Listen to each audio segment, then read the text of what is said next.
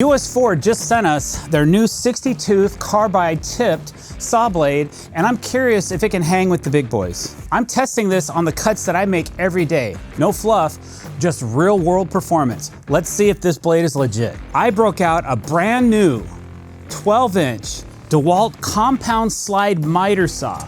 No cuts, not one cut has been made with this saw. As a matter of fact, I'm still charging the one battery I found that will fit this saw in our shop. This saw has a brand new 60-tooth carbide tip blade, and that's what this is as well. It's a 12-inch 60-tooth. It'll fit this saw. So what I thought we would do, and this is considered a fine finish blade. I think anything with 60-tooth or more is kind of a fine finish. I also like a 40-tooth blade when I'm cutting certain types of materials. Like when we're framing an entire deck out of pressure-treated hemlock, then I like using a 40-tooth blade on my 12-inch. I think that's a preference. 60-tooth works great and it gives you a little bit cleaner cut, but it can gum up and dull out a lot quicker if you're cutting a lot of pressure-treated hemlock and things like that. For today's test, we're gonna make a bunch of cuts with this blade, then we're gonna swap the blade out, and then we're gonna make a bunch of cuts with this blade. So probably gonna do 5 to 6 different types of cuts with each one, and then we're gonna compare the cuts and see if they're comparable or if one's better than the other.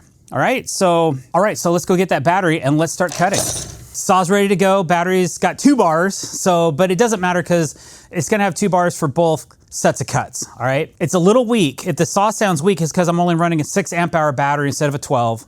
That's all right too. It'll work. We're starting with some cold, frozen, pressure-treated hemlock. And I'm gonna do 2 cuts. I'm gonna do a straight 90-degree or 0-degree cut, and then I'm gonna turn it on a 45 and I'm gonna cut a 45-degree cut. And then we'll do the same thing with the other blade. All right, here we go. First cut, brand new saw, guys.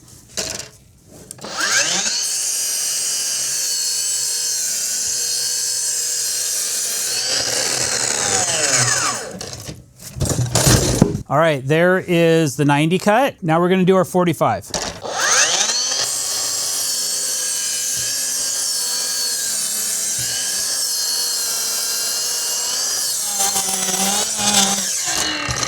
All right, so the cut's pretty clean.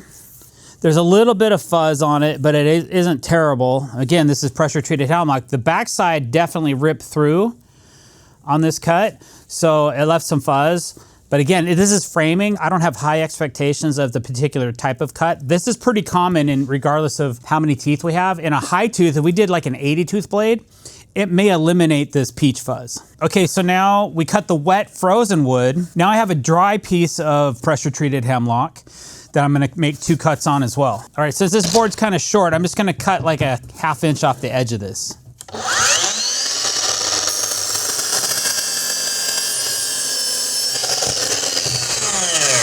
That's a pretty clean cut.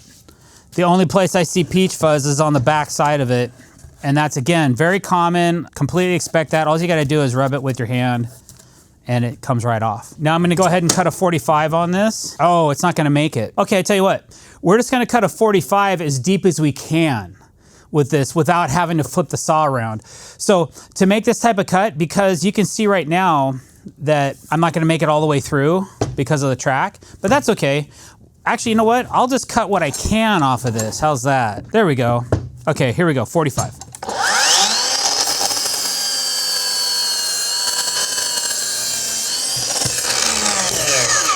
All right, so there's the 45 cut and dry pressure treated hemlock. Looks really clean, not a lot of peach fuzz because the board isn't super wet. Even the back side, there's a little bit, I kind of rubbed it already, but it came right off and it's a fairly clean cut. So pressure treated hemlock, we got those cuts done. Let's move into some Ipe. That's gonna be tough on the blade. All right, so this is some 1x6 Ipe. We're just gonna make a straight 90-degree cut in this. Here we go.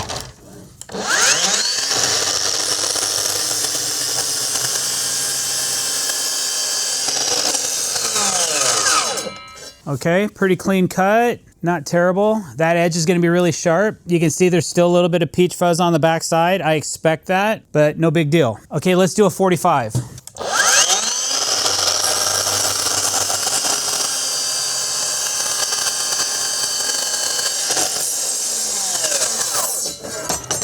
Okay, there's the 45 cut. You can see that it is ripping the grain a little bit, lifting it. I thought I gave it ample time to make the cut. There's not a lot of tear out on the back, but there is a little bit of surface damage to this cut. That's a little rough, but we'll just go ahead and set it to the side. All right, guys, so now we have what I use the most. This is AZEK PVC. This is a premium PVC product. It's made by a company called Timber Tech. And we're gonna do the same cuts, 90, 45, but then we're also gonna do a compound miter. Not only are we going to miter the saw this way, we're gonna bevel it this way as well. So we're making two different angle cuts in the same piece, and we'll see how the blade likes that.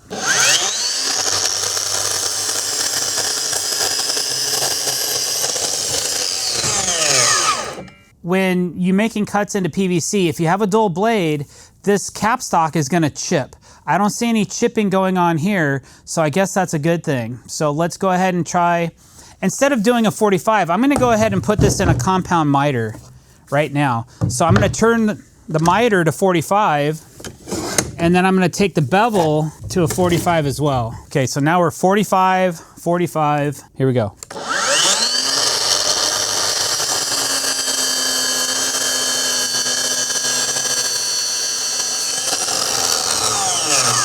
Okay, so there's both sides of that. Looks pretty good. Maybe I moved the board a little bit. The saw was slipping. We don't have it anchored down on this table, so not a terrible cut. You can see that it's pretty clean on both sides. Went through pretty good. We've run all the cuts through with the DeWalt blade.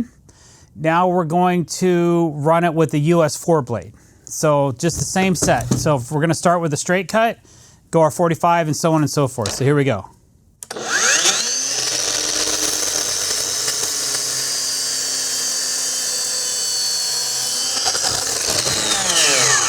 That was a pretty clean cut for its first cut. Again, still have that little bit of peach fuzz on the back. I expect that, so that's not anything in particular. That's just the way it cuts. It's the way it is. Got the same thing basically going on this one. Again, clean top cut, peach fuzz on the back. That was expected. Let's go ahead and make our 45 cut.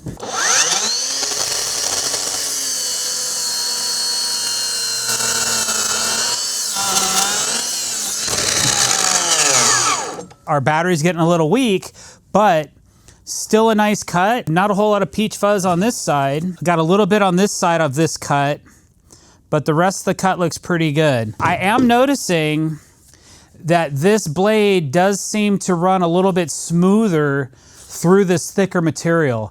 There is an anti-friction coating on this US 4 blade, so I assume that that's kind of why it feels a little more buttery than the other blade. Even through this wet, pressure-treated hemlock, it's soaking wet, and it's gonna be a little bit tougher to cut through. And if you see a little bit of smoke, it's actually steam, heat generated from the friction of the blade. Those two cuts, those look good. Now we're gonna go ahead and make our 45 cut and our 90 cut in dry pressure-treated hemlock.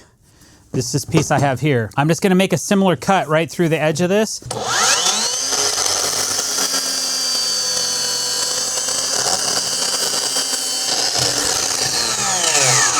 All right, so very clean top cut, very clean back cut, very little peach fuzz. I think this blade cut a little bit nicer than the other one did as far as the back kick out. I mean, there's a tiny little bit right here, but nothing to write home about. I think that's a really nice cut. All right, so we'll call that a win. All right, so let's go ahead and make our 90 cut in the 2x pressure treated hemlock.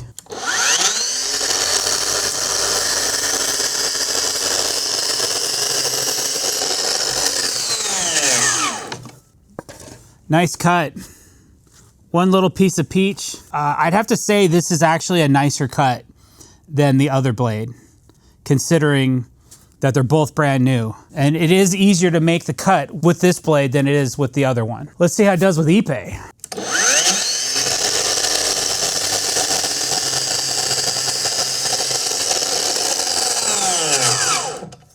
It's like butter, man. We're ending up with a pretty clear winner here. You can see the end cut of the other blade was right here.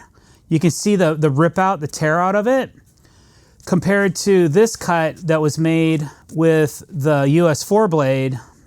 it is a distinctively cleaner cut. I mean, if you're looking for finish work, now normally with a finish blade, 60 teeth is a little rough for doing fine finish, but we wanted to be comparable, right? So we didn't have a brand new 80 tooth blade in a competing product. So we used the blade that came with this saw. So comparing it to the US 4 blade, you can see the difference in the two end cuts right here. All right, let's see how it does on a 45.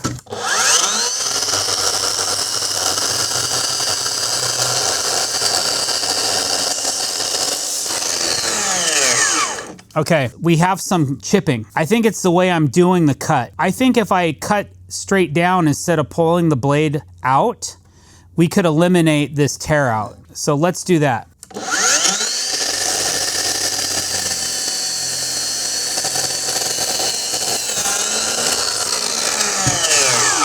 That's a cleaner cut. So maybe just a tiny little bit of tear out on the back side of this cut right here. But you can see this initial cut, how rough it is. This was basically made by taking the saw blade in and pulling out instead of taking the saw blade out and pulling in. So on those finer hardwoods, you may have to adjust how you make the cut with the saw. The technique, they always teach you, the technique on this saw is to pull out, cut, plunge, and then push in. But when you're cutting hardwood, sometimes you gotta reverse it and just keep the blade in against the fence, pull down, and then pull back and go slow because it's a fine cut. Again, a higher tooth blade. We do have an 80 tooth version of this blade, so maybe we'll do a separate test. If you want to see a separate test on their 80 tooth blade, drop us a comment below. If we get 10 comments about it, then we'll go ahead and make a video on it. That's a pretty good cut. If I was gonna block this with some sandpaper or use a small rasp on it, those little tear out, you'd never see it. So our final cut is on the AZEK PVC. I'm gonna go ahead and just cut straight across first.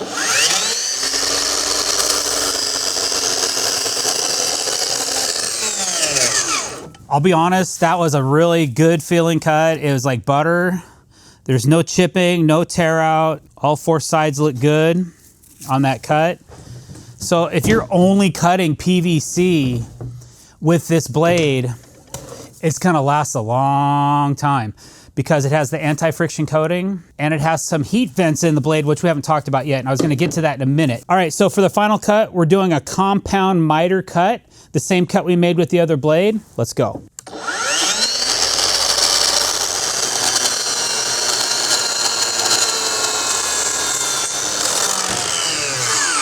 That cut looks really clean, really good. Here's the other edge of it, just so you can see.